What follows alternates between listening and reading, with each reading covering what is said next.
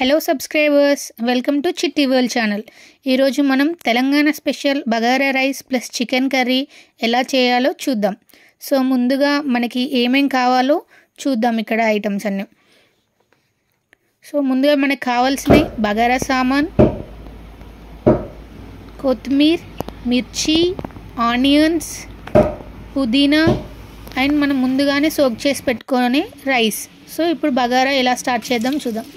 ఇప్పుడు కొంచెం నెయ్యి వేసి, అలాగే నెక్స్ట్ ఆయిల్ వేసి, మిర్చి అండ్ ఆనియన్స్ వేసి మంచిగా వేయించుకోవాలి. అది మంచిగా బ్రౌన్ కలర్ వచ్చేంత వరకు వేయించుకోవాలి. ఆ తర్వాత బగారా సామాన్ వేసుకోవాలి. లైక్ బగారా లీవ్స్, లవంగం, దాల్చిన చెక్క, సాజీరా ఇలా వేసుకోవాలి. తర్వాత కొత్తిమీర, పుదీనా వేసి మంచిగా కలుపుకోవాలి. తర్వాత ఇవి గోలిన తర్వాత మనకి కావాల్సిన లైక్ టేస్ట్ కోసం సాల్ట్ వేసుకోవాలి. ఇవి మంచిగా కలుపుకున్న తర్వాత మనకి రైస్లో వాటర్ పోసుకోవాలి. మనం ఎంతైతే రైస్ సోక్ చేసుకున్నామో దానికి తగ్గట్టుగా వాటర్ వేసుకొని కాసేపు మూత పెట్టుకోవాలి.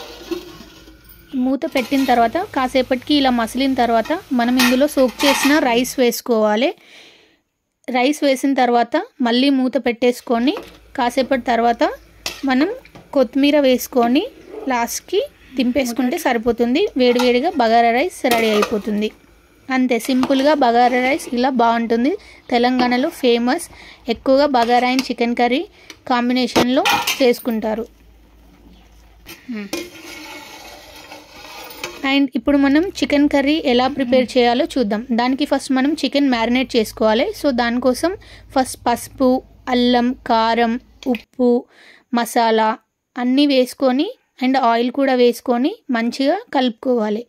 ఇలా మంచిగా కలుపుకున్న తర్వాత మనం కొంచెం పెరుగు కావాలంటే యాడ్ చేసుకొని దాన్ని కలుపుకొని మ్యారినేట్ చేసుకోవాలి. మ్యారినేట్ చేసిన తర్వాత ఒక హాఫ్ అన్ అవర్కి పక్కన పెట్టాలి. అప్పుడే మనకి అన్ని పీసెస్కి మంచిగా కారం, ఉప్పు తగులుతుంది. ఇప్పుడు కర్రీ ఎలా చేయాలో ప్రాసెస్లోకి వెళ్దాం. ఫస్ట్ ఆయిల్ పోసి ఆనియన్స్, మిర్చి వేసి తర్వాత సాజీరా, జీలకర్ర ఇలా అన్నీ ఏం కావాలో అవన్నీ వేసుకోవాలి. ఇక్కడ పైన చూపిస్తున్నట్టుగా. అండ్ మ్యారినేట్ చేసిన చికెన్ని కూడా వేసుకొని మంచిగా కలుపుకోవాలి.